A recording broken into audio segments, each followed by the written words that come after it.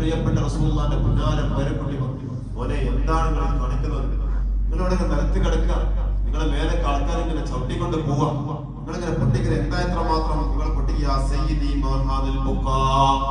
എന്തോ ഒരു കരച്ചിലാണിത്.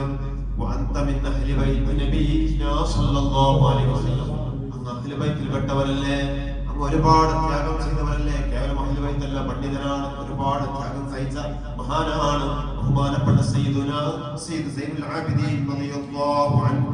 എന്നിട്ട് നിങ്ങൾ ഇങ്ങനെ ഇവിടെ മണ്ണിൽ വീണുകൊണ്ട് പൊട്ടിക്കരയുന്ന എന്തിനു വേണ്ടിയാണ്? ഇന്നമാ യുരീദുല്ലാഹു ലിയുദ്ഹിബ അൻകും അർജിസ അഹ്ലൽ ബൈത്തി വയുതഹിറുകും തത്ഹീറാ.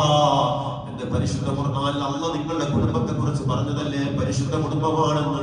പിന്നെയും എന്തിനാണ് നിങ്ങൾ ഇങ്ങനെ പൊട്ടിക്കരയുന്നത് എന്ന് ബഹുമാനപ്പെട്ടവരോട് ചോദിക്കുമ്പോൾ മഹാനവറുകൾ പറഞ്ഞ മറുപടി ഹൈഹാത്ത ഹൈഹാത്ത യാ അസ്മഈ. എന്താണ് അസ്മഈ നിങ്ങൾ ഈ പറയുന്നത്? ഇന്നല്ലാഹ ഖലഖൽ ജന്നത ലിമൻ അതാ. അല്ലാഹു സ്വർഗ്ഗം പടച്ചിരിക്കുന്നത് അല്ലാഹുവിനെ വഴിപ്പെട്ടവർക്കാണ്.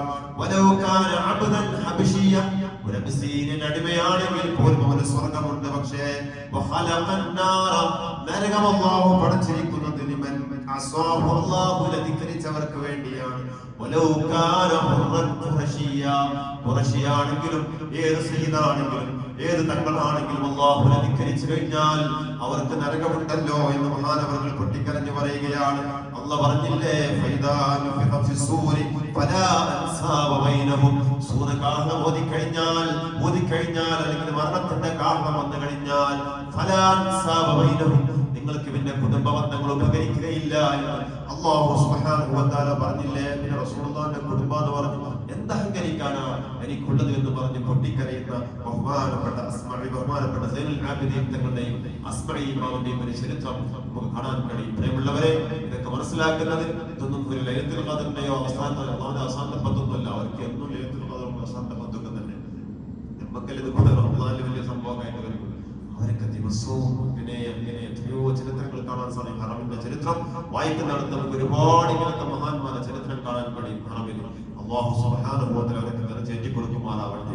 ഇന്നത്തെ രാത്രി, ഇന്ന് രാത്രി നമുക്കും പൊട്ടിക്കരയണം. അല്ലാഹുവിന്റെ മുമ്പിൽ തലതല്ലി നമുക്ക് വീഴണം, കണ്ണീരൊലിക്കണം. അല്ലാഹു തൗഫീഖ് പ്രദാനം ചെയ്യട്ടെ. നമ്മുടെ ദോഷങ്ങളൊക്കെ അല്ലാഹു പുറത്തു തരുമാറാവട്ടെ.